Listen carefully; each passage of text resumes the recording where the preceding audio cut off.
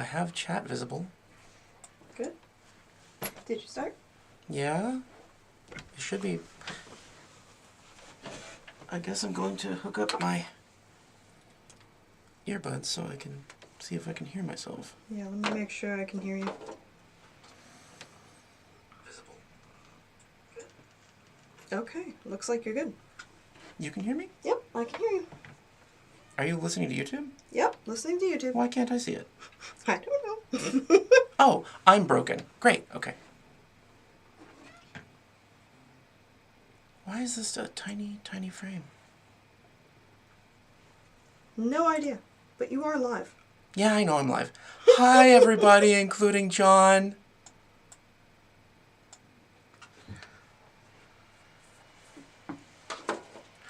Alright, well, apparently the sound is fine because I can hear that shit. Hey. So, today we're talking about D.I.D. and other kinds of mental health shit and just, like, how to converse about it in games. So, I'm needing a moment, though, to get my chat screen ready because I don't know how to use a chat screen. Enter message here. Okay. Sending. Hey, it works. I don't see it. Why? I see it. I don't get it. Yeah, alright. So my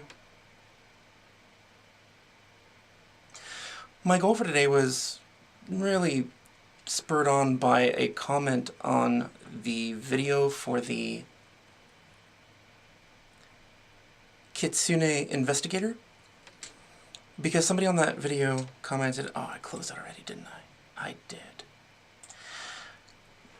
Gave comments about, like, how to talk about D.I.D. And I realize it's an issue that I can actually speak of. So I want to at least give my opinion so that everybody knows where I stand and how comfortable I am talking about mental health in general. Because I'm pretty comfortable talking about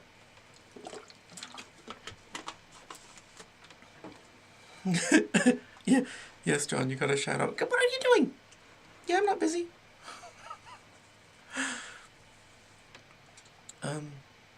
Just so you know, love, I still cannot actually see chat, so if somebody says something, I'll have to look at my phone. I'll let you know. Okay. Alright, so, D.I.D., for those of you who want a definition, like John, dissociative identity disorder.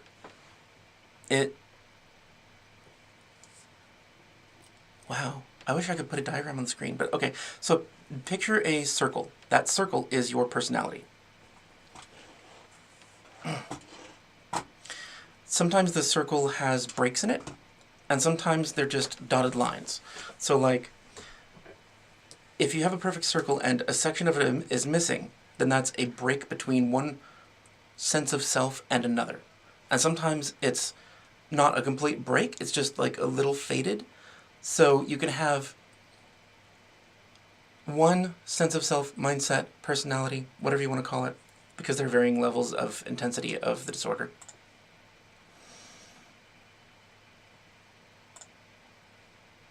How do I make this go away? I suck with technology. There are many different phases of connectivity between different parts of yourself.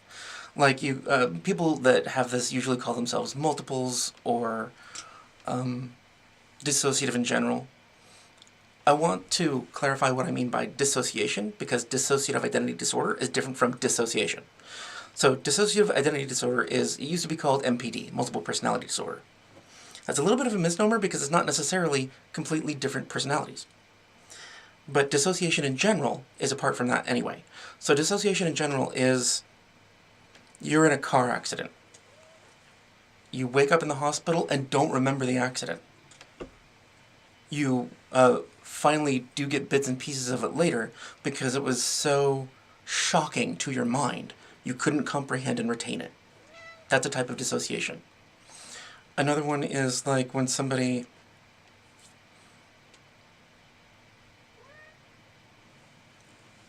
enters any stressful event and they feel like they're not really there anymore. Often that can actually be intentional because it's a technique for public speaking. Like, think of them all in their underwear, or think of yourself as being somebody else. Like, those are also types of dissociation. You're not currently in the moment. You're not associating with what's happening currently. Like, some people, when they're going through a traumatic event, in that moment, they think of themselves as separate. That's how dissociative identity disorder gets created. There might be other ways, but I think that's mostly it. It's trauma. Mental, emotional trauma happened to someone, and they had an instinct for survival and didn't have tools to do so. And so, when we're young, our brain is pretty damn primitive. It can't do a lot of higher functioning that we can do later. Get away from that. Go away. Yes, it's human hair. So our brains are pretty primitive when we're young, so anything that happens at that time that shocks us forces us out of self-awareness. So we're not currently feeling the trauma that's currently occurring.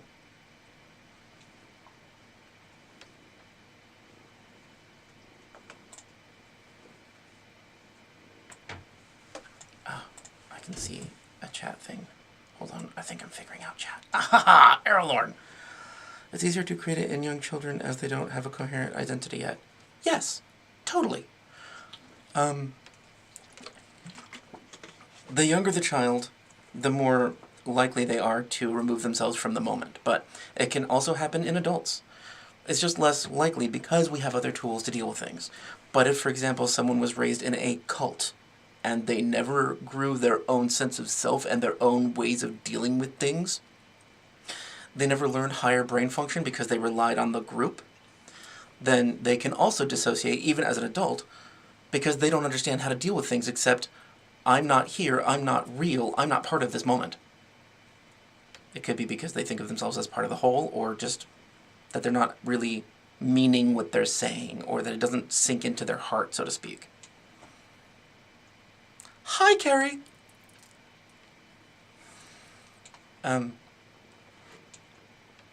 So far I've just been defining what dissociative identity disorder is and how it differs from dissociation in general. So just a brief recap. Dissociation is like when anybody just feels when anybody wants to think of themselves as not in the moment because it's particularly difficult or for some other reason. And dissociative identity disorder is when that happens when we are very young and we don't know how to deal with things, and it happens multiple times, usually from different kinds of stresses or trauma. And so it forces us into different mindsets so many times that we begin to develop a pattern of that mindset. Which is how, for example, a personality in someone might be developed to deal with getting beaten every day. And so the rest of the personalities don't have that memory. They don't associate with it. They don't feel the connection. In dissociative identity disorder, people can have different kinds of connections to those moments or those personalities. For example, it can be that all of the different senses of self, the different yous, so to speak, have awareness that the memory exists and or which part of themselves retains that memory and is personally associated with it, so they still feel the impact of that moment. Or it can be that there's a complete break. There's no connection to that moment for any of the selves except the one self that is dealing with that still, that does retain it. And the other sides of you might not even know that that one self exists because it's another form of protecting yourself. If you don't know that your defense exists, then you're not even aware that there's a reason for the defense. So it's like you take an issue, let's say pain, put it in a box. Put that box together, seal it up real tight, and throw it in a closet. If you then forget that there's a box in the closet, you don't really realize there's a reason for the box. So you just don't have a connection to that thing that could really change your life.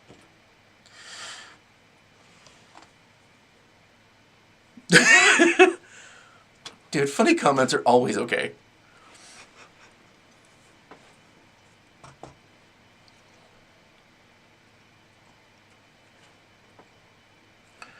I want to take a pause talking about D.I.D. to clarify what one of my videos was. The hell's the name of the video? I don't remember these things. There's too many things to keep track of. Changeling. Changeling Artificer? Yeah. Yeah, okay, Changeling Artificer. So the Changeling Artificer was a concept from 5th edition that I ported over to Pathfinder 2, and in Pathfinder 2 I made a Kitsune... Inventor. Yes, thank you. A Kitsune inventor. And gave him his personality and past, and tools and skills and alignment. And, spoiler alert, then I later brought out who another person that was already in the person's backstory as a villain was, and it was just another part of them. They just weren't aware of it. So I understand that this could be considered a type of dissociative identity disorder, but it's being used as a metaphor. So like the original Jekyll and Hyde, I was simply trying to illustrate someone's outer dealing with things and then having to deal with their inner self, who was violent and difficult. Yes, it was a type of dissociation. It was a suppression. But even though there were two different personalities, I wasn't really trying to open the topic to talk about dissociative identity disorder. But it was mentioned in the comments a few times. So I wanted to do this video to address that, and also to talk about D.I.D. and other kinds of personality disorders. So, and if any of you have any comments or questions at any point, please just say so. Including you, Luke. I know you're around here somewhere. He was sniffing my little witch's bag here, and he wouldn't go away. It's very interesting. Recently I got into mental health, especially since our son got diagnosed with ASD, and during that it turned out that I'm probably also the spectrum. That makes a lot of sense. Usually people that have family members that have a particular kind of, really fill in the blank, anything mental, emotional, or physical, then someone else in the family also probably has it. Usually the person they relate to the most.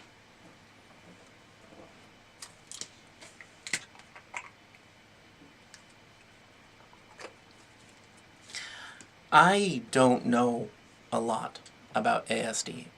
I know depth about several different mental health issues. Depression, anxiety, narcissism, antisocial, asocial behavior, delusion, PTSD, fugue states,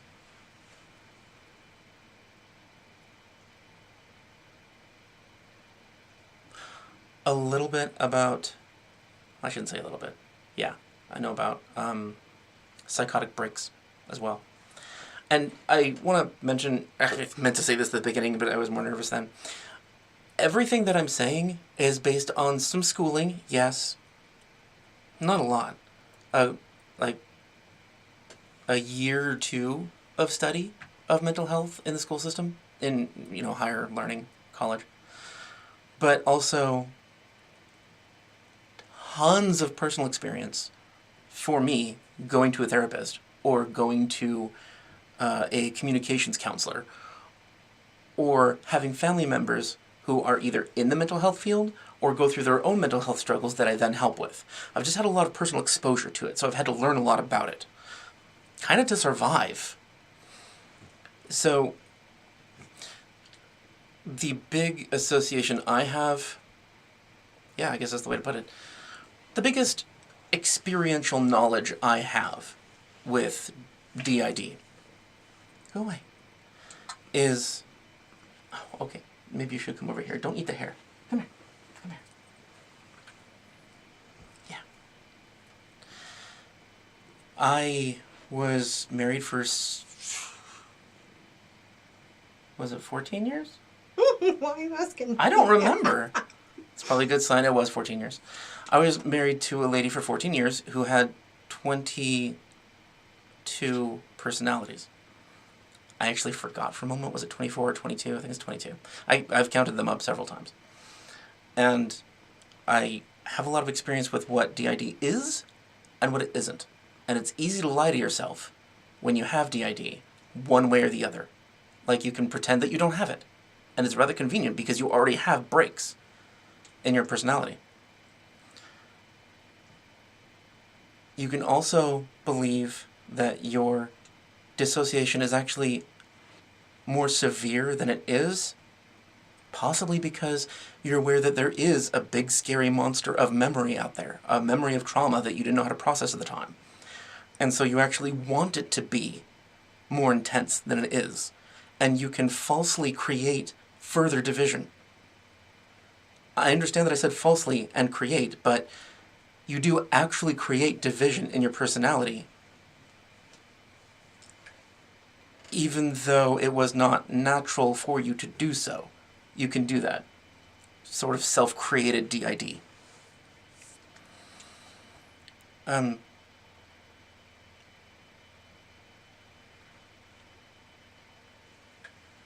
really like to get myself officially diagnosed. I don't need it, because I'm very high functioning, but it would surely help with my imposter syndrome. Yeah, it's totally helpful to understand what a condition is that you have. Really is just, alright, for me, it removes a fear and doubt in my mind. Like, if I'm like, am I psychotic? Am I actually some serial killer in the making and I don't know these things? Which is why I wore this shirt. Because I thought that at one time.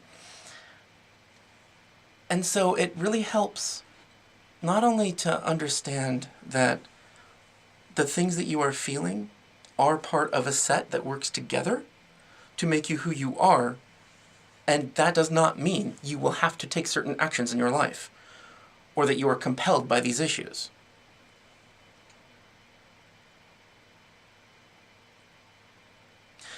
It's also extremely nice to know that other people are thinking about it, looking into it, and identify with a similar disorder to yours. For me, that's just been comforting that I'm not inhuman and that I'm not broken.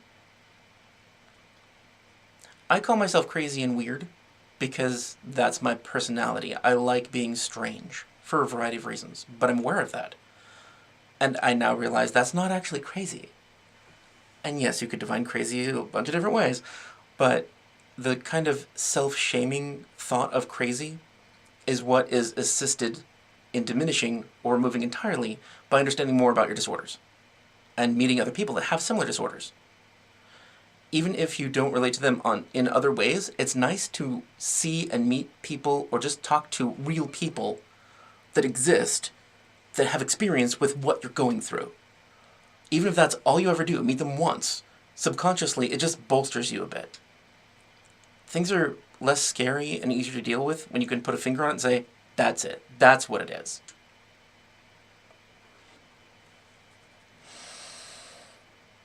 And so I want to mention how I would and how other people could use mental health knowledge in games and even use tropes of mental health. I mean, of course you could do it without talking to me, without getting my opinion, but I'm trying to highlight the most wise, that's a good word for it, the most wise way of doing so. The way that is the most logical, analytical, so you understand what you're doing and you're purposeful with it. And also, you are aware you are aware of the emotional impact that that concept has on people. And so you can have more patience with yourself, more tolerance for others.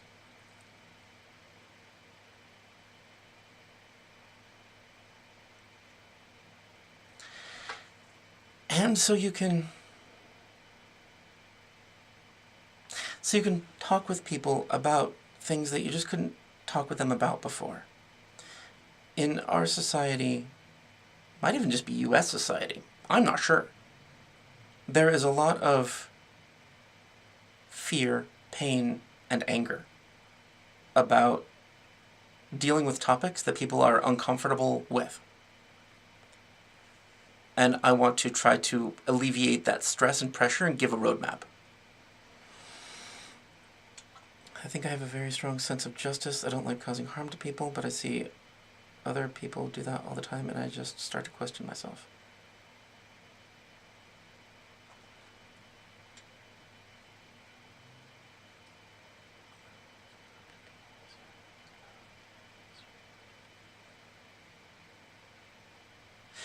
You mean you see other people causing harm to people, and you question whether or not that's normal? I'm trying to clarify. Sorry, I'm just a little confused.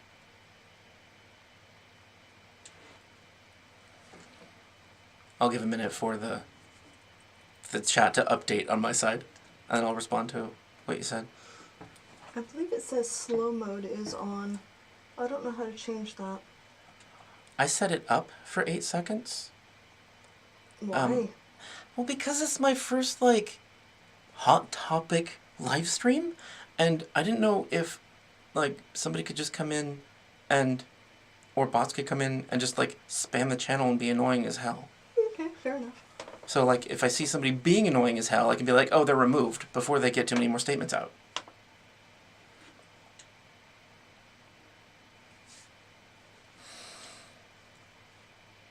Alright, so when dealing with, like, people at a gaming table, or just people in your life that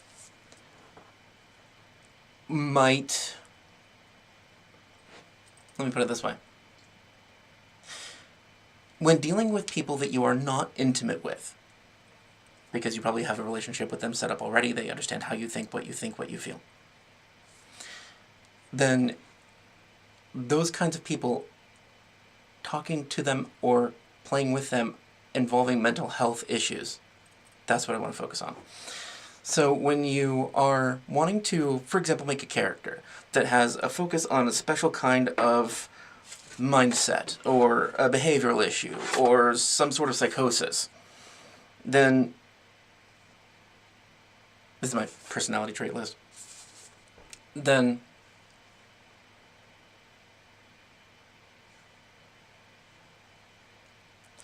it's best to do all the research you possibly can beforehand.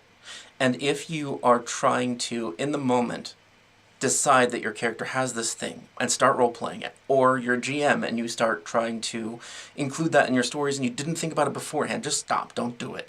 Because it's probably not going to be accurate, and once you have done the action, the words, the message, the story, whatever you're doing, building an NPC or a character, it's hard to go back. So just pause, think about that, write it down, come back to it later, do research, and then present yourself as this personality once you understand how it functions and you've developed a method for doing so. Yes, I see other people cause harm, either physically or verbally, mentally, and when I mention that it's not something good, people treat me like a psycho. Okay, that's weird. Of course it's not good if you're hurting someone. I think you're hanging out with the wrong people. And I start questioning whether my judgment reality is correct. I'm not your mom, but maybe you need more friends. Because those people, whoever they are, that's... First of all, it's dismissing you. And second, it doesn't sound all that healthy. Like, they don't have a perspective that is empathetic toward others. It sounds like you are empathetic toward others. And it would be helpful to find people who are as well. Maybe just, like, put a pause on talking with those people for a while and try to get other interactions and other input. Yeah, so it sounds like you're fine. Like, the people that you're talking about. I mean, it could be that, okay, in theory, it's possible that your definitions and understandings of reality are completely different than reality.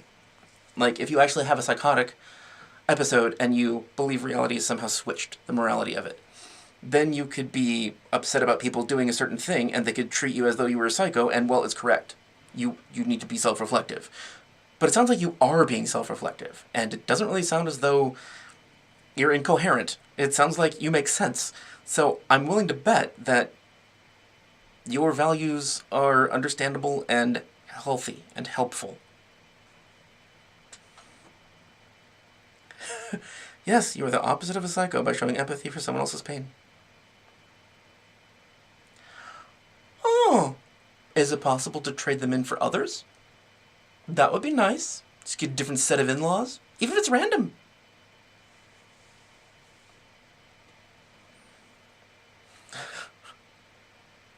Yeah. In this case, I completely agree. It's probably best to not spend time with them. Because if people are reacting to you or judging you when you are caring for someone, when you are being positive, helpful, or growing, then they are not going to respond when you tell them that their behavior is inappropriate, or when you stick up for yourself and say, these things make sense for me. You need to stop. They've already made the judgment that they want to validate themselves by dissing what you're doing. So, not just the easiest thing, but maybe the only possible option you have is to not have something to do with them. Off-topic story? Please! I mean, obviously, I'm curious. Curiosity is one of my biggest flaws, or character traits that I have little control over. Curiosity. It's really hard not to be curious.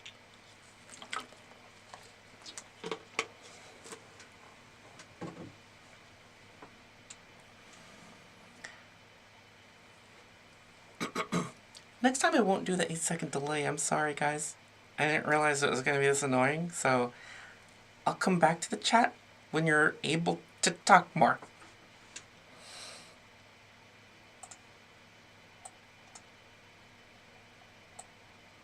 Yeah, that's not a flaw.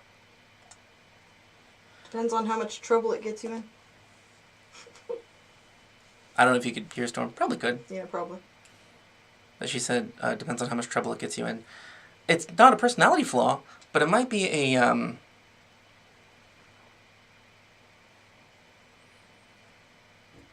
flaw in the tools you have for handling life in the life that you currently live.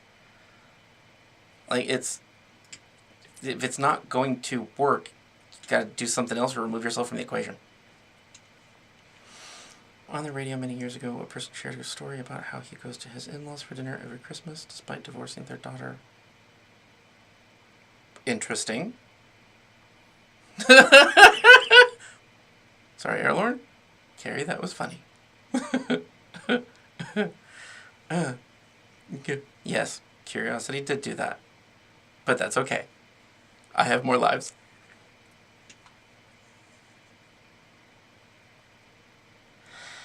Maybe that person really likes their in-laws. Oh, that's interesting. Yeah, it sounds like that person got along better with the ex's in-laws than the ex-spouse.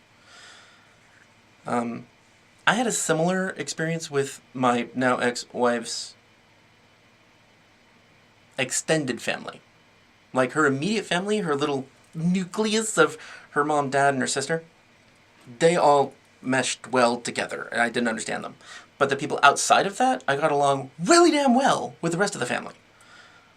And, like, they were awesome people. In fact, one of them made me this. It's adorable. She's a great lady. Mira. Aunt Mira. So your family isn't always the people you grow up with, and in that case, I think that person needs to find a different family.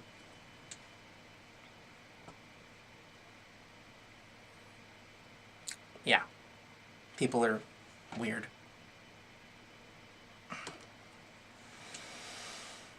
I was diagnosed with... Hey, Travis. Haven't seen you before. I was diagnosed with ADHD as an adult. Looking back, I now realize how much I used tabletop role-playing games as a coping mechanism to bolster my self-esteem as a youth. Thanks for this. Groovy. Totally. Thank you, Airlord. You know, ADHD and several other, maybe all other, I don't know, mental or behavioral disorders or issues can be really aided a lot by having a safe place to express yourself. Whether that's like going to art school or finding friends that play poker all day or that play every role-playing game they can possibly get their hands on, and you're able to express your imagination in weird, creative, fun ways like I did. I relate to what you went through, Travis. Yeah. I mean, it might not have been ADHD, but I had an issue. Several. And, yeah, totally. It's really comforting to have somebody validate something you're saying that makes sense within that social structure. And you might not have had family or, you might not have had parents or siblings that could do that for you, or even other friends. You gotta find the right social group. And, that is a safe place for a lot of us to grow. It's important to find people that can be okay with you. Having strong feelings about justice and what is right, and having knee-jerk reactions of that can cause some issues. Yes, that I totally agree with. The having the reaction then is what needs to be addressed, not the value. I mean, the value totally makes sense, and the knee-jerk reaction also totally makes sense, except in the situation you're in, because it's making life harder on you to have that reaction. Just around those people, though. Yeah, they're not so cool for you. Wow, in-laws. Ugh.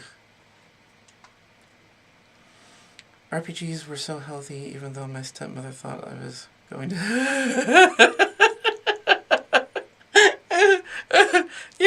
Yeah. I came into D&D and role-playing games right at the end of the Satanic Panic, and I mean, I was a kid. I was scared of Satan and hell and God and parents and dogs and outside. But, people judge what they don't know or don't understand. We have this instinct, evolutionarily, of segmenting and segregating out things that are good or bad for survival. And so, like, I mean, it helped us, tens of thousands of years ago when red berries bad, don't eat red berries. Because that kills you. So you tell that to everybody, red berries bad, don't eat red berries. But now it doesn't really work well. Because we're in a society that is integrated and intermingled. And we have to be able to have tolerance for things we don't understand because we can't possibly understand everything.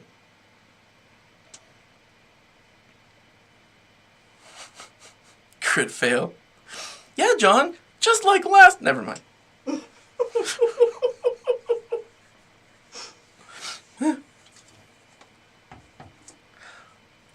By the way, I know this is a weird place to say it, but I don't want to forget.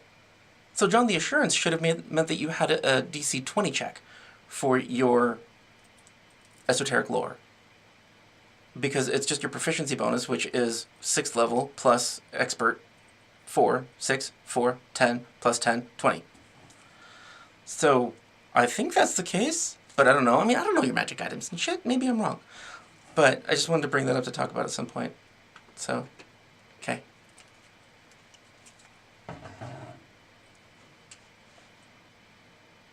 Yeah, totally. Each table does have to be a safe space.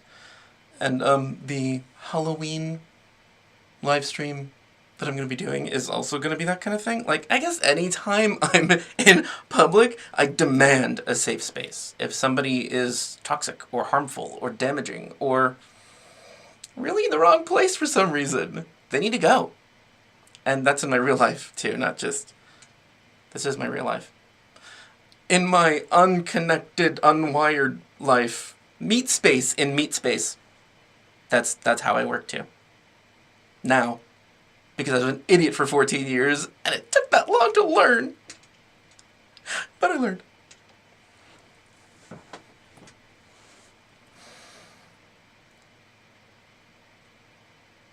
Just going back to where I was. Okay. Research is your best friend when trying to deal with mental health around the table. But not everybody, in fact, almost no one, will have that research done ahead of time. So when somebody brings up, my character does blah, blah, blah, blah, blah, like someone, let's say that, no, easier to relate to. Let's say that you want to have a multiple personality character, because we just talked about this. So let's say that you want to have your kitsune inventor engineering person have a multiple personality that they're not aware of, that occasionally comes in and kicks people's asses and then leaves again. That is easy to piss off players with at the table. Because from their perspective, and their character's perspective, well, no, from their character's perspective, you're just suddenly turning on them and being a dick. And people over-identify with their characters, usually. It can be fine, it can be totally healthy, but usually it's not. And so the player can have this judgment about that the character you're playing being a multiple, that you as a player are an asshole for hurting that player's character. And so you're going to have to be prepared to say, no, it makes sense because of these reasons. This is how dissociative identity disorder works. And this character isn't aware of it. So if you talk to him about it, go ahead. He's just not going to know anything about what you're talking about. The were-rat bit you in the ankle and poisoned you. He has no idea. He wasn't even here. Like, in his mind, he went to the corner store to get some cotton candy. He must have eaten it on the way back because he doesn't have it anymore. You need to be able to define these things not just for other people who might be reactive about mental disorders or emotional disorders of any kind, psychological disorders, but also just to explain yourself that it makes sense in any other setting. Like, in my example, the dude who got pissed off about his character getting bitten didn't know anything about D.I.D. and probably didn't give a damn. But at least if you had an explanation, then he understands there's a reason behind it. Maybe you are being a dick, or your character is being a dick, but it's on purpose.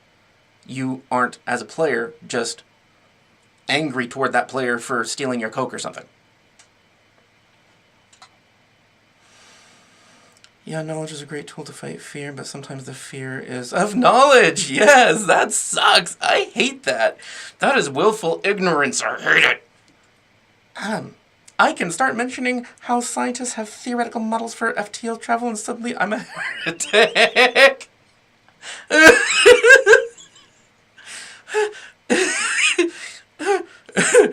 Oh, that's funny.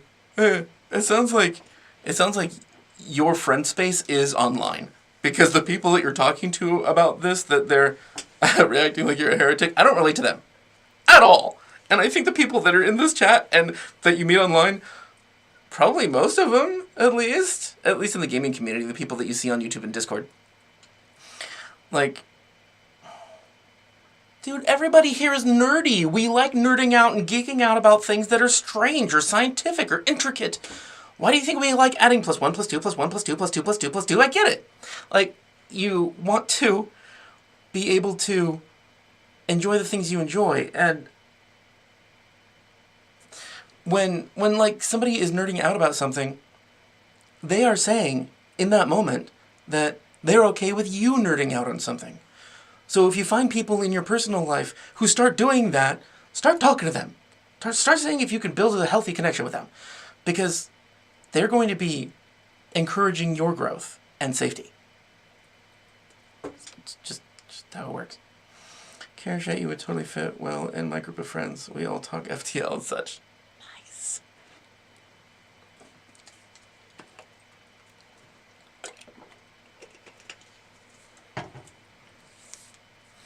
So talking about mental health at a table, make sure that you are informed. And if you're not informed, just be like, you know what, I don't know. Maybe that was stupid. I thought it'd be funny because I saw this thing. Give an explanation at least, so that the person at the table that actually has D.I.D. doesn't go ballistic and leave the group. They might do that anyway because of their own issues. But if there's a way to diffuse the situation by just telling them the truth, do that. That's good.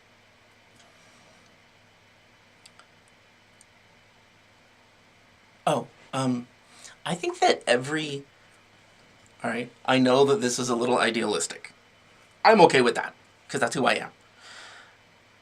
We need to have spaces at all of our tables for discussions about things that are difficult, complicated life things, because that's what your imagination and role-playing games can be the most helpful with.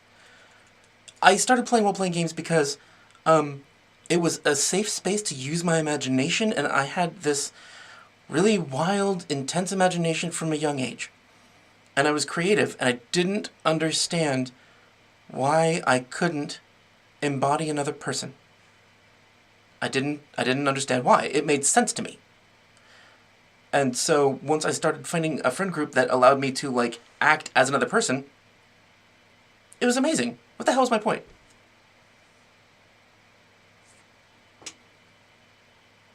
Yeah, I'm an English teacher, but I love all kind of knowledge. I'll say to people that I'm a nerd, and they will say, nah, you're a good person. That means that they do not relate to nerd culture, because nerd culture validates themselves as being nerds being a positive thing. So you don't need to talk to them either.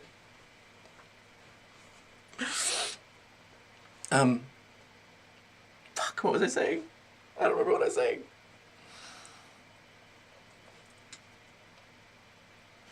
Mental health. Talking about mental health at the table. Oh, every table needs to be a safe space for us to be as free with our expression of whatever the hell we want to, as long as it's not hurting anyone. And I say that specifically because it has to actually be hurting someone. If someone else is reacting because I chose to play an elf and they think elves are racist, and so you must be racist, and so they're doing a table flip, that's not actually hurting them. They are in their own mind making their own problems. And that person obviously isn't trying to have a safe space. They wanted to have a judgmental space, and so they can just leave the group. Yeah, freeform streams, it's kind of complicated. But I'm glad I found my way back to the topic. Yes, she usually does do a lot of editing of me just going... Now you know what her computer screen looks like. She's laughing because she knows it's true. I have to show this off. I have to. I know, it's not on topic, but look at this. Look at these. They're really bones. They're little frog bones that I put in a little cross. I love these. Okay, yeah. See? Weird. I was extremely bullied in school because of my good grades, being calm and well-mannered, and when I found out about year 2008, something so awesome and liberating. Hell yes. I am glad you found this.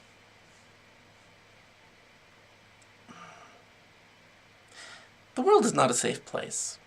It really isn't. Not just in conversation, but in physicality. People make judgments and hurt others when their motivation might have been completely honest or natural. Self-preservation can end up killing people. And for those of us who are sensitive and already open to people being whoever they want to be, we're not safe around those judgmental, reactive people. The aggressive people, the people that don't think about their actions. And so we really just need to find other people that are like us. I love the internet for this. Obviously, it's true. Sometimes my struggles don't feel like a superpower. For example, Percy Jackson suddenly found out he was a half-blood and suddenly his ADHD was a superpower. Yeah, I don't know. I mean, I think that, like, sometimes the things that we think that are shitty are actually superpowers in other people's opinions. How does it make you feel when D.I.D is represented as a superpower? Oh, you're talking Moon Knight! Cool. I think it's cool. I love stories. I love imagination. I love creativity. And I don't have any judgment for a Marvel show that is all about action showing aspects of D.I.D. that do and don't exist. Because they're still talking about D.I.D. It's still making it mainstream. It's still making a conversation happen. There's nothing wrong with that. And the D.I.D. isn't a superpower for that character either. But anyway, if it were, I'm still okay with that. It doesn't impact me at all. Except that it's fun because I relate. And maybe that's part of it. Like, I feel validated that, yes, that guy has the thing that I have dealt with so much. And it's really not just my ex-wife. I've had issues, too, with that. That obviously I'm not comfortable talking about right now. Maybe later.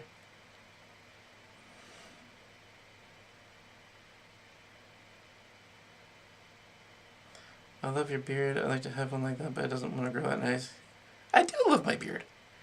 He's growing it out. I'm going to try to print some beads for him to put it in it. Yes, she is. Right now I only have one. It's a skull. And it's tiny. It goes right here. And it doesn't take my whole beard because this is a forest. There's a forest on my face. A skull can't hold that. Travis Young, I read a novel in which D.I.D. was represented as a superpower. The personalities work together to keep the protagonists alive. I can remember the novel offhand, unfortunately. Same thing in Doom Patrol. That, I don't remember her name. Do you? I'll come up with it eventually. Yeah. Jane. Jane.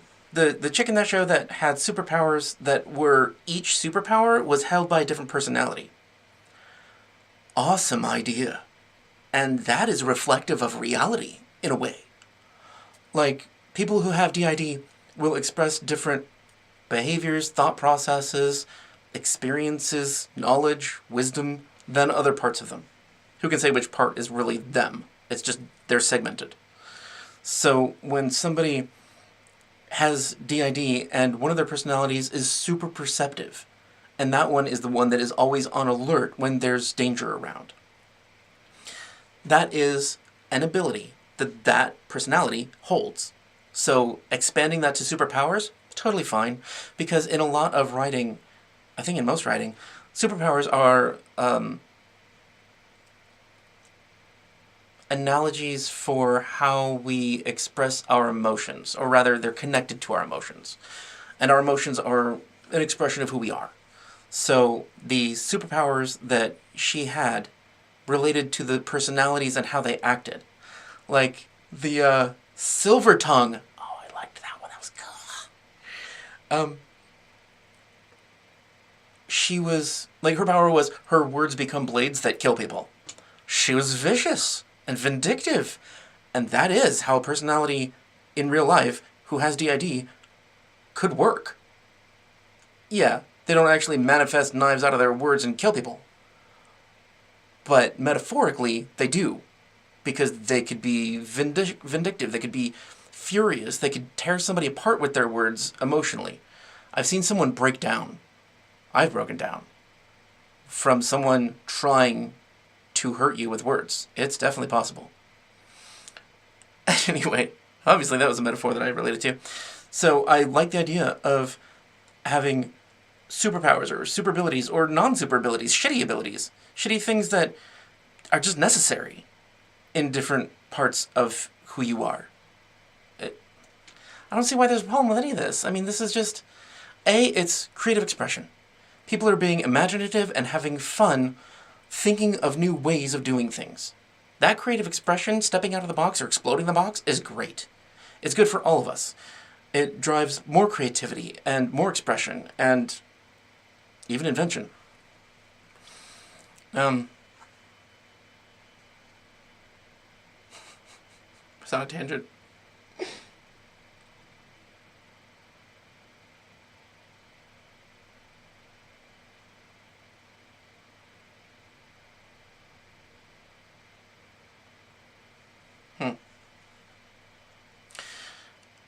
I guess what I was trying to say is that I think that, yeah, okay, that's where I was.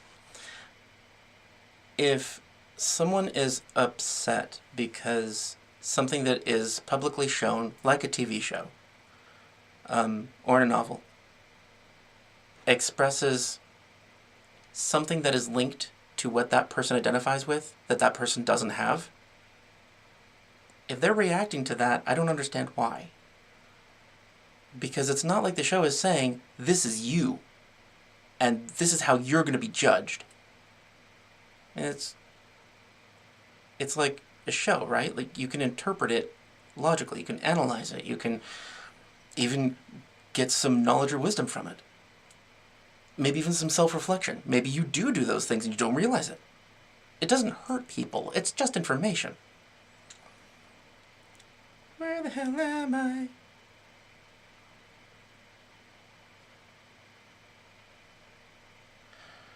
Okay, Travis Young, thanks. Carrie, okay. I'm a bigger fan of DC than Marvel, but there's also Legion from X-Men. Oh, I'm not familiar. Now everyone gets to see his thinking face motherfucker. Oh, William, hi!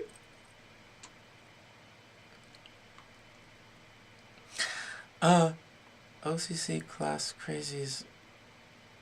OCC class crazies.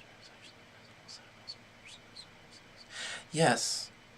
Okay, yes, I do remember that rule set. What's OCC class crazies? I played Rifts, but I don't know what a class crazies is, or OCC. I'm sorry, I'm just confused. But yes, there are game systems that, yes, hi William, to you too.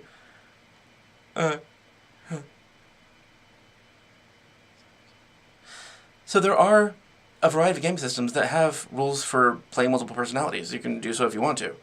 It can even be like you're possessed by different people. That's not the only disorder that can be manifested in fantasy, in make-believe.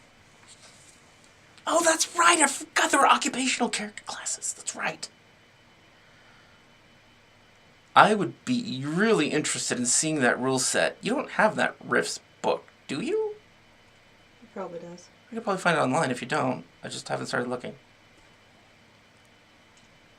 Yeah, he probably does. Anyway.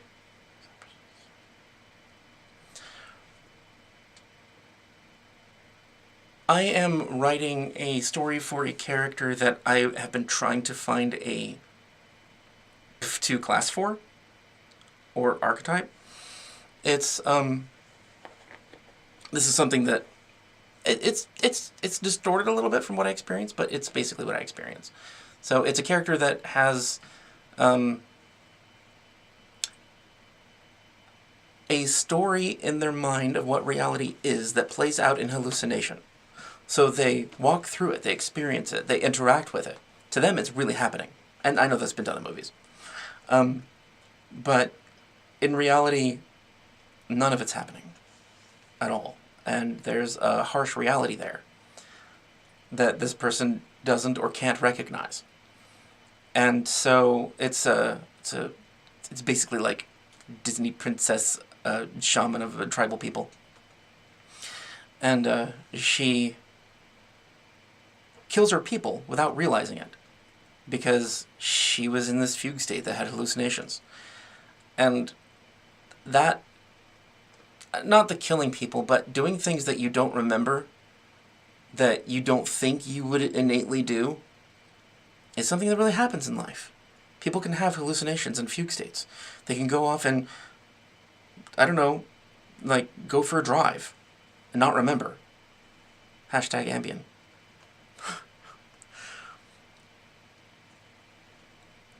Or attack someone. That actually happened to me in my personal life. Someone was in a fugue state and he attacked me. It scared the crap out of me. Obviously. I was in the kitchen.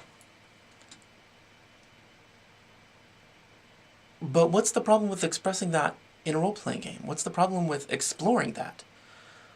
Imagination, okay. Role-playing games are based on imagination. Whether it's fantasy, sci-fi, what have you. Weird West. It's so much fun. And so if something is based on imagination, it should be free to explore the imagination. There are some topics that would still harm people if brought up. They're not if brought up in general, but if, like, dealt with in detail because of what they're personally uncomfortable with, but I think most of us kind of know those innately. Like, don't be harmful to people in real life. Anyway, that's a tangent. I'm sorry. If we are playing a role-playing game and it's imagination, we are safe. That's what's done in therapy sessions. Role-play between people so that you can understand how to attack something from a different angle, so you can understand something better, so you can explore and experience it in safety, so you can understand more about yourself, who you are, or your past, what you've gone through. If you want to put every mental disorder into video games, or not video games, I mean, sure, but into role-playing games, why not? Or every actual occurrence that has happened in history. Granted, some of them are a bummer and I don't want to live through that time. They sucked. But having that happen in a role-playing game is real to life. It could happen. And it's a way of understanding ourselves and reality and history and other people. So if we are trying to stop others from expressing their imaginations in a way that we are personally uncomfortable with because of what we've gone through, we are cheating ourselves out of something that we could learn from as well. We could be introspective and investigate these things on our own or with group help. There has to be trust there, but there also has to be will to investigate and understand how these things affect people and how it might affect them. Granted, not everybody's ready for that. But in an ideal world, that's what I'd like to see. Thank you, William. Please dig. Kersha, Legion is the son of Professor Xavier. Oh, I've seen that guy. Okay. And if I remember correctly, he can give himself any power he imagines, but every power shatters his mind. That sucks. I don't want that power. Oh, that sucks. Also, I just wanted to add something TTRPG related. I'm going to be running a session this Saturday. Players are going to take part in a fishing tournament. One PC retrained fishing to other lore. Interesting.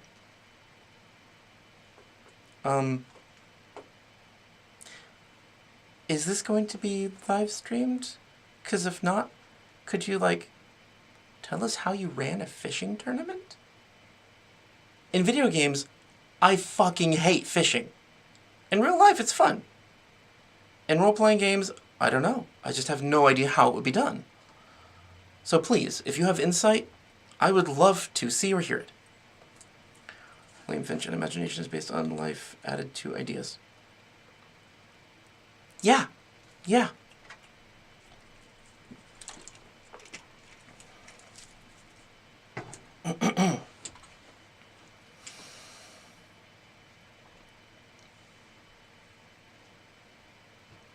If we have a behavioral issue or mental disorder that we are not interested in addressing, and it comes up in a role-playing game, it's fine. You don't have to address it. You don't even have to participate in the game at that moment. You could even take a step back. But you don't have to lash out at other people. In fact, maybe if you know that about yourself, if you know that there's an issue that you don't really want to deal with, and it has come up before, maybe create a structure in place beforehand that is a signal to you to, oh, I don't want to be involved in this. I'm going to mentally separate myself, and I'm going to think of this other thing, like self-soothing techniques. I'm going to color my coloring book. I'm going to draw. I'm going to look through the rules and pick different character abilities for my next character. Or I'm just going to, in character, talk to this other character who isn't involved in that situation happening. It's better to try to plan for dealing with your own issues than trying to stop other people from expressing themselves when they don't have any idea that it's going to hurt you.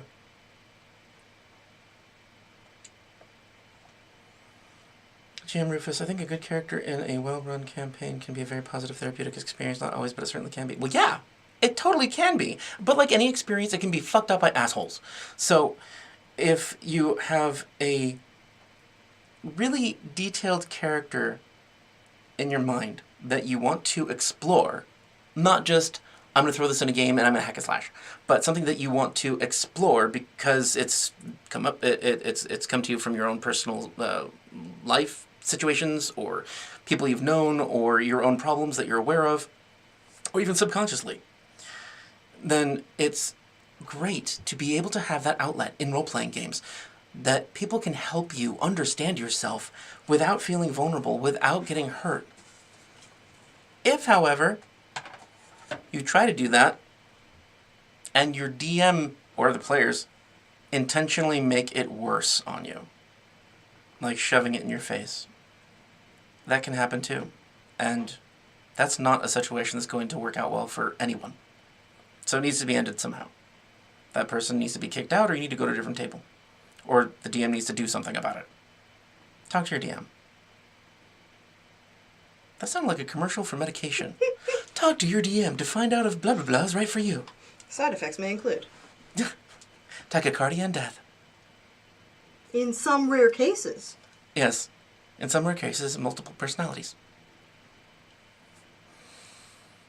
So, yeah, it really is. And it's an aspect of human behavior, human experience, that we need to be allowed to explore. We need to allow ourselves to explore psychology. It's how everyone functions. It's integral to society. I'm just going off of what you said, Jim Rufus. It's really important to be able to do that. But that's another reason that, like, you gotta be careful finding the right DM or the right group of people. You have to be willing to cut ties. You have to be willing to save yourself. You have to be willing to care for yourself more than anything else that's happening. And do that however you need to. And find the right people to help you grow. In 50 years, who wants to play this new TTRPG? Covert 19, in which you play a spy during the pandemic. That's funny. I think it's so silly that people are, like, not talking about disease anymore. Ooh, disease can't exist anymore because life sucked for a while. And still it has fucked up repercussions. So what? It's fucking life. Deal with it. I don't mean that, like, I don't care about you. I mean, literally deal with it. Like, think about it, process it, analyze it. Understand how you respond to it. Understand a better way to respond to it. Understand how other people handle things. Learn. Grow. At Heirloom Wolf, Brandon Sanderson's book Legion is one story I enjoyed. You know what? I forgot that I heard him speaking about that book and I wanted to read it. Thank you. I'm going to write that down.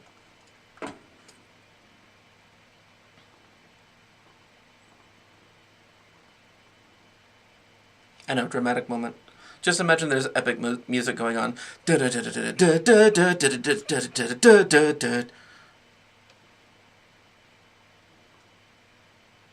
So epic. Yeah. See? You're welcome. Legion. Cool. Cool. Thank you, Travis. Carrie. I run my campaign like Pathfinder Society, campaign of one-shots, some of my own, some pre-made. This one time I'll use fishing in Enthusis. Using the Pathfinder made a fishing adventure? Okay, apparently I keep getting surprised by this system. It surprises me that I keep getting surprised. But it does. Like, I've never encountered a company or system that keeps expanding its creativity, or has functions and ideas that I've never thought of before. This is a wonderland of imagination. Obviously, I'm happy about that.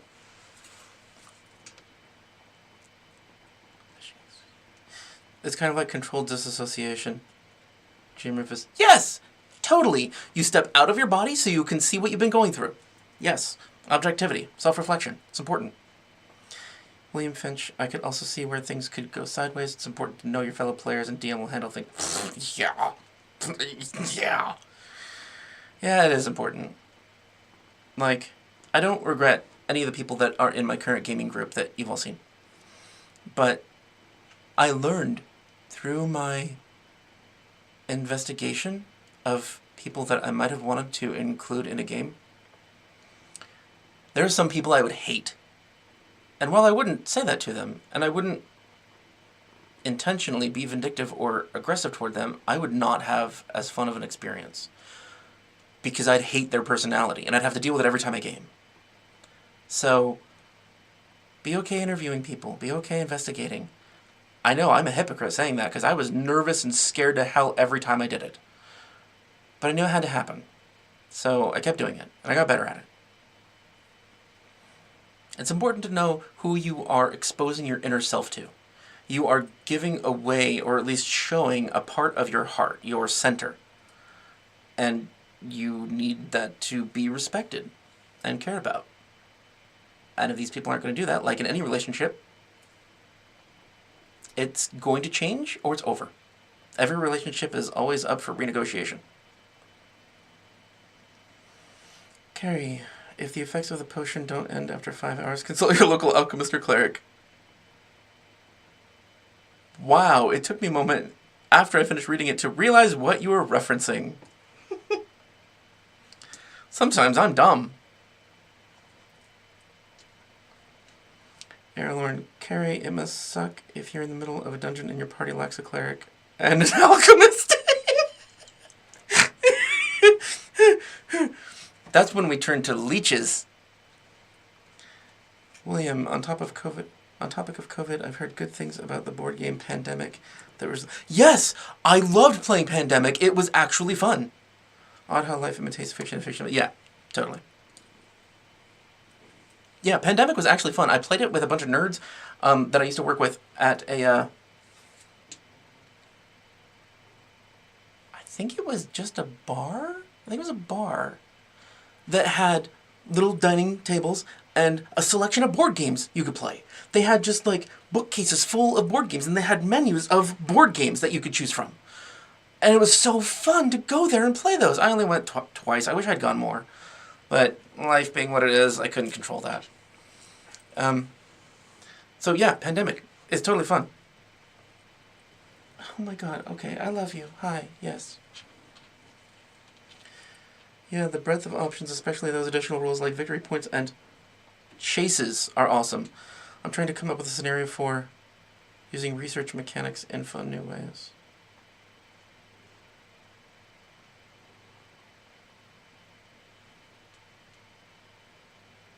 Research mechanics. You know, I've recently been trying to figure that out, trying to think about that in a game that John is in. Don't tell him he's in chat! And I've been trying to figure out how I can make it like a mini game. How can I make it interesting, or at least rewarding for the player to discover these things? Instead of just saying, oh, you open a box, there it is! You know, what can you do to assist research that makes it feel rewarding and not tedious as hell? Or just like you're being given a gift. That's kind of why I include cursed items, because they're not just gifts. You have to think about it. You have to ask yourself, do I really want to use this, considering I might age to death if someone tries to screw me over? No is usually the answer.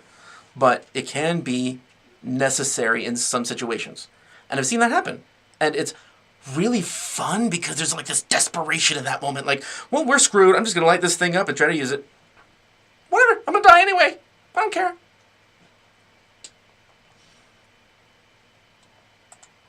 I don't want to end this, but I guess I should at some point. I'm having fun. And Luke's trying to eat the bookshelf. Yummy shelf and dice! Don't eat the dice! He's telling me, you haven't fed me since the beginning of this stream. I'm dying! Look at me, I'm dead! Oh, I'm so dead. Yeah. Speaking of dice. Oh, is it these? Mm-hmm. Dude, these are the 90s ones! Aren't they? Yes. Yes! Okay. Stop it, stop it, stop it.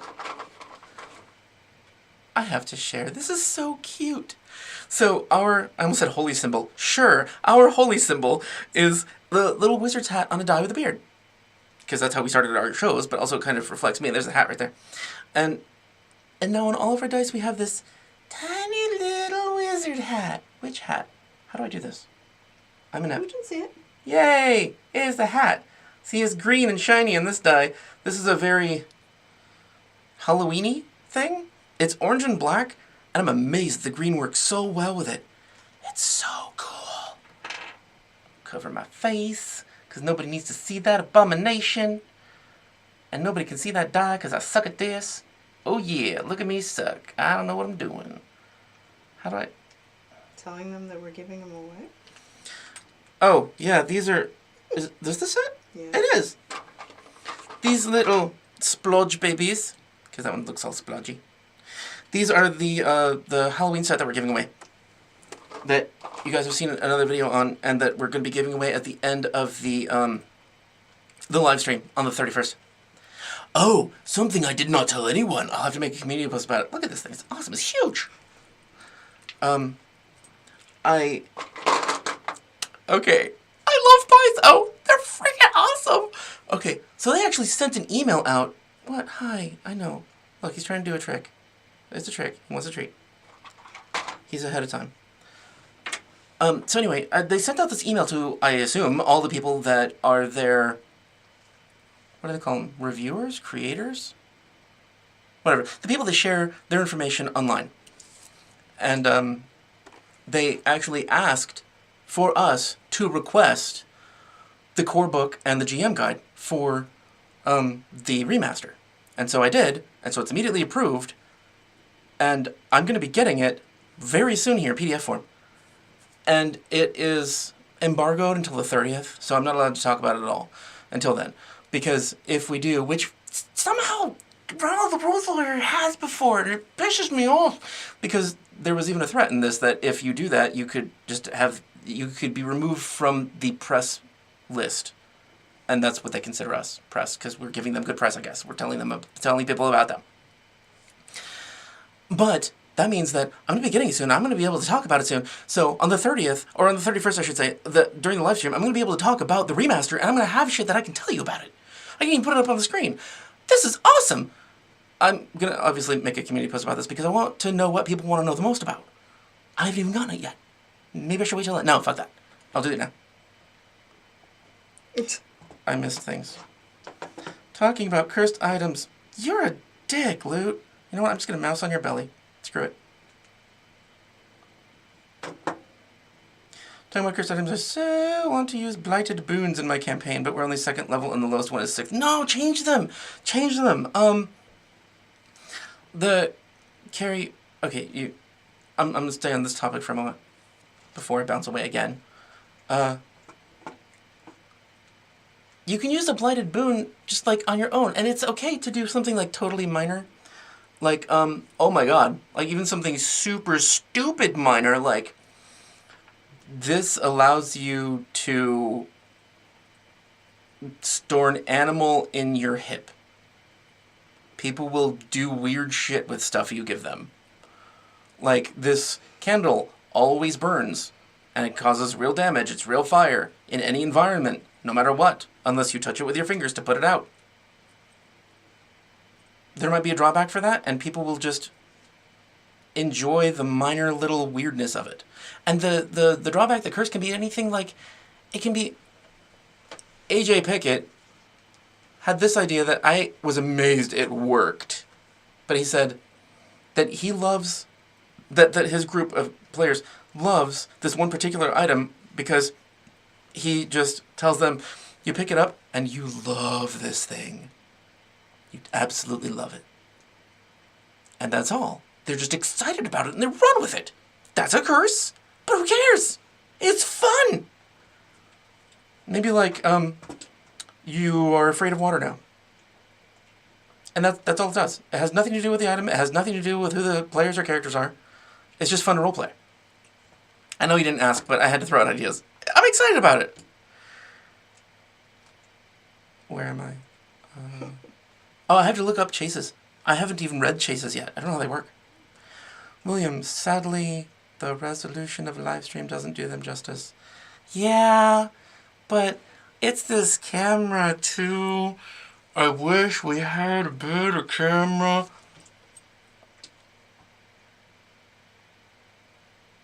I am sorry about the resolution. But there are pictures.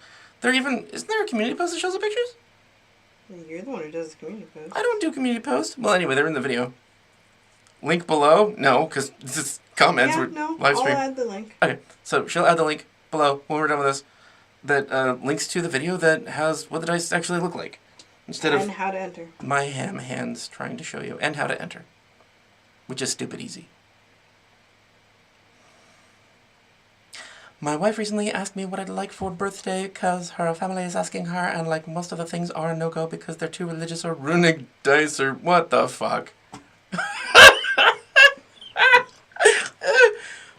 Dude, you do not mesh with that family.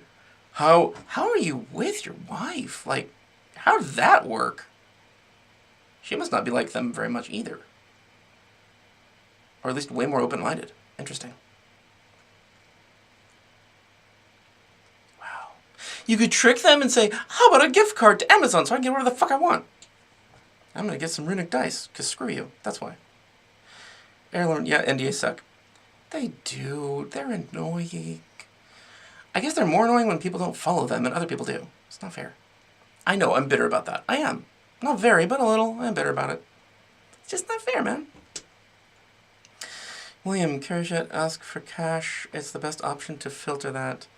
However, it doesn't always go over well.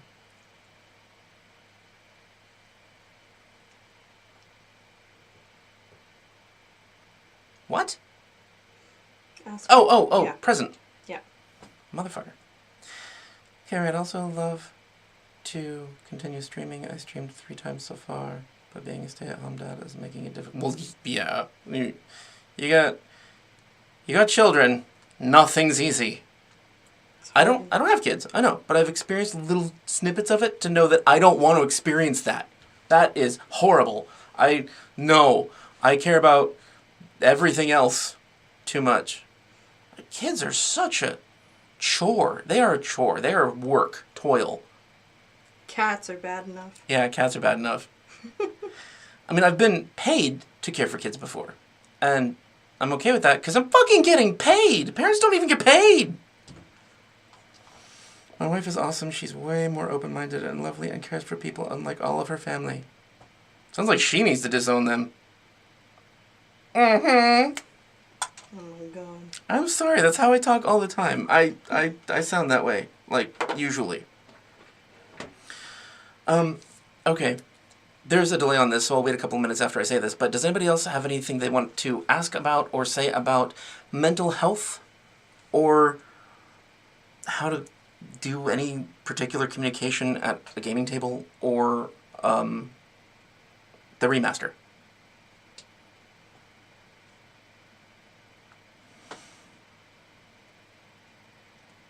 Yes, cats are better than kids. I mean, a cat's never going to say, I love you, Daddy. But I don't care. Yeah, he does all the time. He blinks at you. That is not love. That is needy. When he's like, hey, hey, hey. Yeah, he's giving me attention, but it's so that he gets food, or rubs, or more food, or more other food.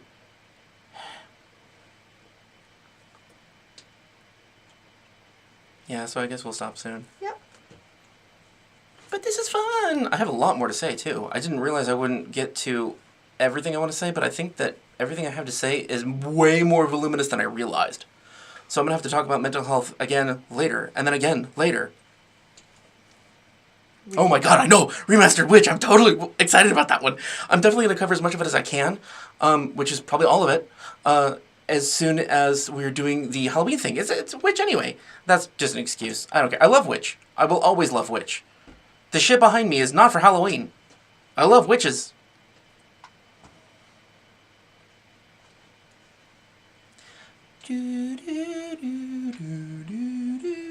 Anybody? So we sent a sample of this die. I hope you can see this. Anyway, I just want you to see the colors. Colors. Blue, orange, and green, and they were freaking neon. And we sent this as a sample to AJ, who bought the phlogiston die. And he said it is the most 90s dye he's ever seen. Because it is fluorescent orange, green, and blue. And he's totally fucking right. His were orange, green, and yellow. But close enough. Oh, right. I thought there was an obnoxiousness missing. His were orange, green, and yellow. I hated looking at them. Although they did look like sherbet ice cream.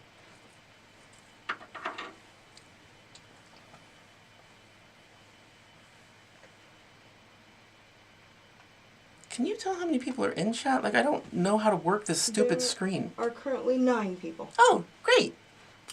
Hi. I was afraid I'd be doing this by myself, which would be a little awkward, but not very. I don't mind talking. I'm just a little nervous. Yes, Travis, in case you missed it, yes, absolutely. I'm going to gush about the remastered Witch and bitch about it, because that's what I do. You're already gushing. I am already gushing. And bitching, because I don't really care about familiars. What? Just give me the abilities without needing a familiar. Or give me an option, take other feats instead of a familiar, which is what I'm going to propose to anybody who asks, or doesn't ask. Shadowcaster with the new Witch. Good, please. That's exciting. Oh, right, a bunch of archetypes, archetypes are getting remastered too. The Snarecrafter. Snarecrafter is getting changed, a facelift. Talismans are getting a facelift, so the Talisman Dabbler is getting a facelift, which is good because it sucks shit. And so the Shadowcaster might get a little bump up, or cooler shit. We'll have to look into that. Another mental health topic that goes poorly is when someone has a mental health issue, I imagine, and in real life, and no one knows how to react during a game. Yes, absolutely true. That's an uncomfortable topic. It does happen. It's not common, but it happens, and people need to know how to deal with it. I can definitely talk about it. I can definitely give options and ideas and experiences that I've had. When people have like a mental health crisis in game. Oh, I meant to mention. In the links in chat are going to be resources for self-diagnosing any mental or any psychological or behavioral issues that you think you might have. There's a list of tests in one of the links. Just bear in mind that it's self-defining, so you have to be objective. And also, there are some groups of symptoms that fit a multitude of different categories or diagnoses. So don't just finish one and think, oh, I had 4 out of 6 of those, that must be me, because that isn't necessarily. And there's also a link to Dr. Ramani's YouTube channel, and she talks extremely well. She's a psychiatrist. She speaks extremely well and at length and in detail about narcissistic relationships. That's her whole fucking channel. She's good at it. It has helped me deal with my mom. Good channel. The familiar is a core feature of the witch, as that's the fantasy they were going for.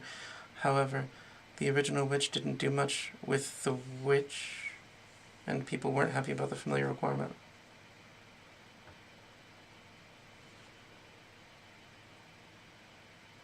Interesting. Well, like, that happened before, then why don't they have options? I want something that's not the familiar, but still the witch. Had a friend that had epileptic seizures. When he'd returned to normal, he was fully out of it. A friend of mine fully freaked out, having no clue what to do. However, we were 17. They're like, yeah, it's gonna happen. People are dumbasses at that time. I've had my weird hallucination. I thought that's what you meant, Airlorn. Yes, okay. Huh.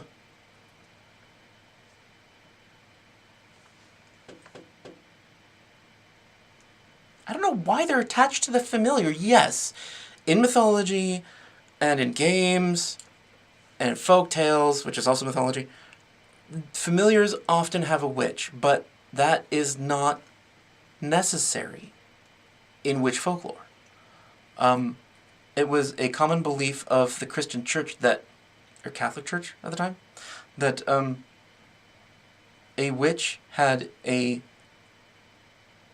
familiar that spoke instructions to them from Satan, and it was usually in the form of a black cat or I forget what the hell it was. But that doesn't mean you have to have a familiar. I mean, there are plenty of witches in the past that don't have familiars at all, or speak to spirit beings that are familiars, and yes, that is a familiar option. Cool. I'm glad that is. But there should be options for people that either want to play that aspect of history without including the familiar, because that's not part of their history or what they identify with, or that part of folklore that is just fun for them, that doesn't include a familiar being chained to your wrist.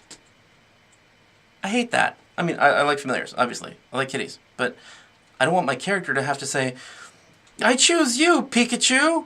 And then it gets killed.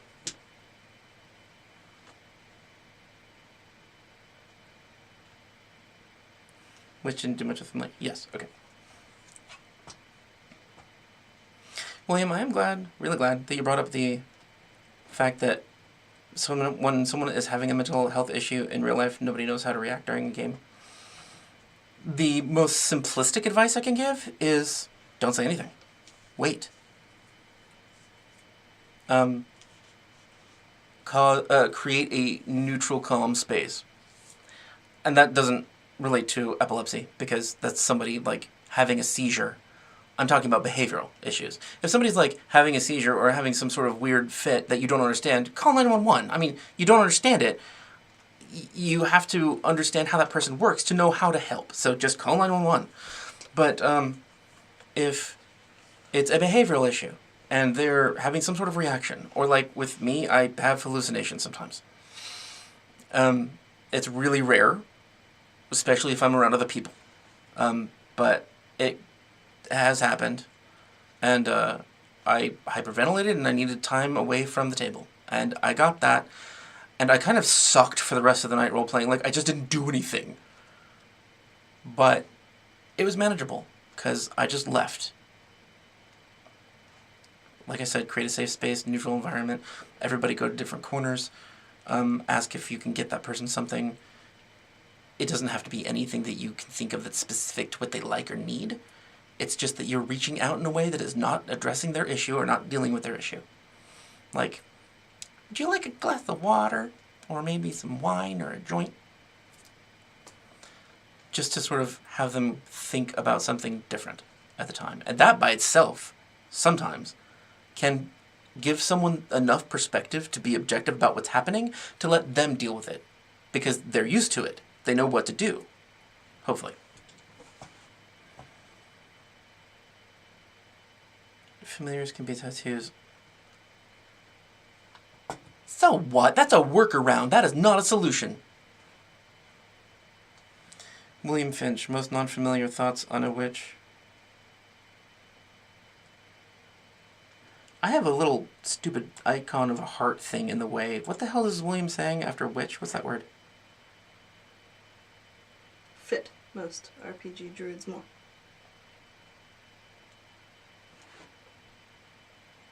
I see.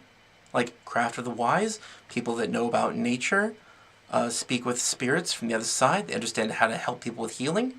Yeah, okay, I see your point. But they're different, damn it. I guess I would say that the differences are small, but they're myriad, and they matter to playing one or the other. They want the witch's curse hexes just without the familiar. Yeah. It's a YouTube feature. I have no clue why YouTube added it. It's annoying. Yes! It's annoying! I can, like, click all these stupid... Really? I have to sign in to do this? Mother... I just closed the stupid chat. I tried to click a heart, and it said that I had to log in. So I tried to close that, and I closed the whole damn chat. Where do I even find chat now? You know what? It's okay. We're ending. I fucked up anyway.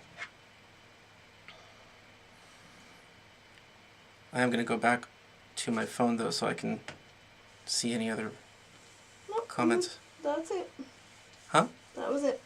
Well, oh, okay. I appreciate you all being here and being willing to talk about a topic that's really uncomfortable and have your opinions expressed and have your own ideas and experiences. I would like to carry on this kind of conversation more. I love psychology and I've had a lot of experience with psychological concerns and communications, mental health. So this is going to come up again. Probably on a live stream, but if you want to find me in Discord and chat about it, totally fine. And I'll make a community post about... What the hell was I making a community post about? Did I write that down? Giveaway.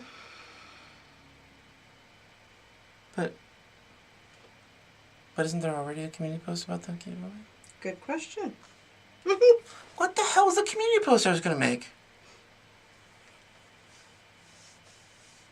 Oh, remaster.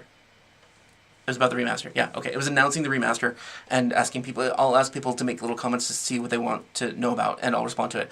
As soon as I get the actual books, I'll have more information about what categories there are, what kinds of things I can tell people, and then I will make an updated community post, but I'll still take requests from both. Cool. See you again soon. Going back to chat, just in case I missed anybody. Nope. No. Okay.